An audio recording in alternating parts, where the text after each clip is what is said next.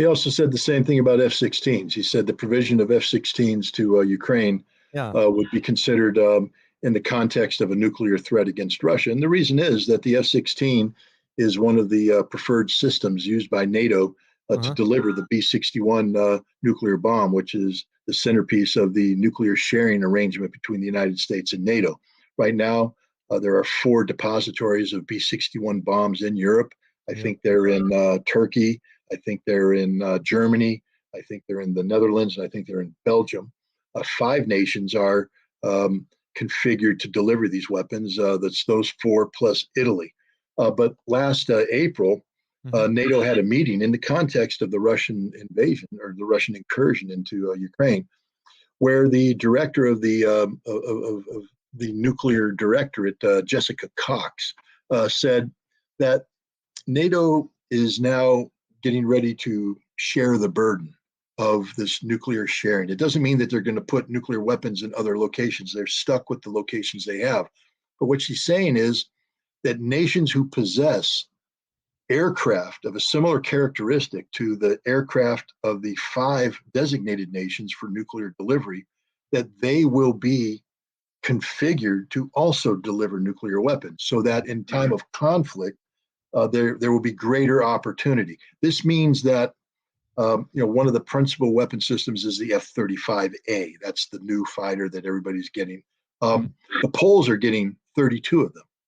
And now the Poles will be able to have Polish F-35s on German soil, standing nuclear alert, able to be equipped with B-61 bombs. Now, from a Russian perspective, you're an analyst. So once the Poles start playing that game, every F-35A becomes a potential nuclear delivery system, which means every time a Polish F-35A takes off, Russia views it as a potential nuclear threat and has to adjust its defenses accordingly. The same thing with the Finns. They're buying another 35.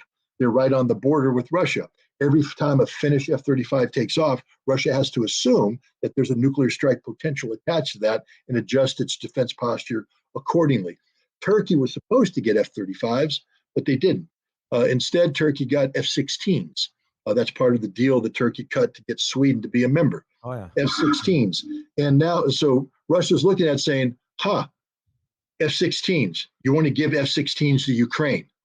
If you do that, every time an F-16 takes off from Ukraine, we are going to assume that it has nuclear potential, and we're going to react accordingly. Don't do it. And again, Joe Biden saying, they're bluffing. Russia will never use nuclear weapons. Never say never. Because the biggest danger right now, you talked about the Russian nuclear posture. You said if a threat manifests itself that represents an existential threat to Russia, that Russia will use nuclear weapons in response. But there's, the United States doesn't have that policy. We have a preemptive policy where we can use nuclear weapons preemptively in any situation we deem necessary. To show you how dangerous this is, during the Trump administration, they had a assistant secretary of defense who, when talking about this preemption, said the goal of the U.S. nuclear posture is that every morning Russia and China wake up, we want them to be uncertain about whether or not the United States is going to nuke them.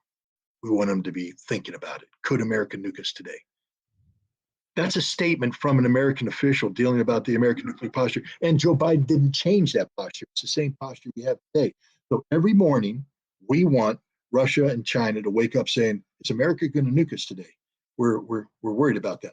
The Russians are tired of this game. So right now in Russia, and I've spoken with these people, these are people who advise the Ministry of Defense and the National Security Council on issues pertaining to nuclear posture. There's growing momentum for Russia to adopt a policy of preemption. But here's the danger. You see, one of the people who's given voice to this is a guy named Sergei Karaganov.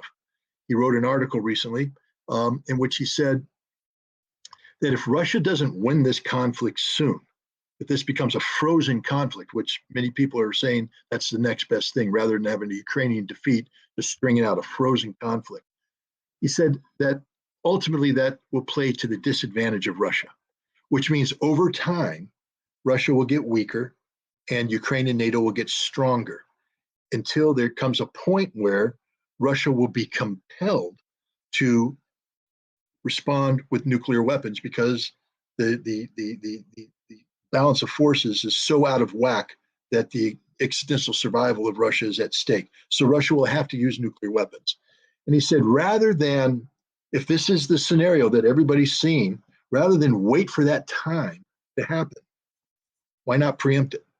Why not right now, while Russia is stronger, while Russia has the strength, why don't we adopt a preemption policy? And then we tell NATO, stop this war, because a continuation of this war will be seen as an existential threat, or we're going to nuke you. And in his paper, he said, the Russians believe that if they take out a Polish city, you were just in Poland, you know where Poznan is. Yeah. The paper said Poznan, that they'll just take out Poznan. And he said that the Russians are gambling that Joe Biden, Mr. Article 5, America's there for you, that Joe Biden's not going to trade Boston for Poznan. Meaning that if the Russians hit Poznan, the United States is going to do nothing because the United States doesn't want to lose nuclear cities or cities to nuclear weapons. Yeah. I think the Russians are wrong. I think the United States would respond. It would be a general nuclear war. But here we have a situation where both sides are losing touch with reality, going down the path of dangerous. Posturing at stuff. This is far more dangerous than the Cuban Missile Crisis of 1962. The Cuban Missile Crisis was a controlled event. Understand that. It was about Russia initiating an action designed to get the United States to withdraw Jupiter missiles from Turkey. And when the United States agreed to withdraw the Jupiter missiles, Russia withdrew its missiles from Cuba. This was a controlled crisis with a foreseeable outcome that actually created stability. Right now, what's going on in Ukraine between NATO and Russia is an uncontrolled crisis with no foreseeable outcome, and one which both sides are ramping up their respective nuclear postures.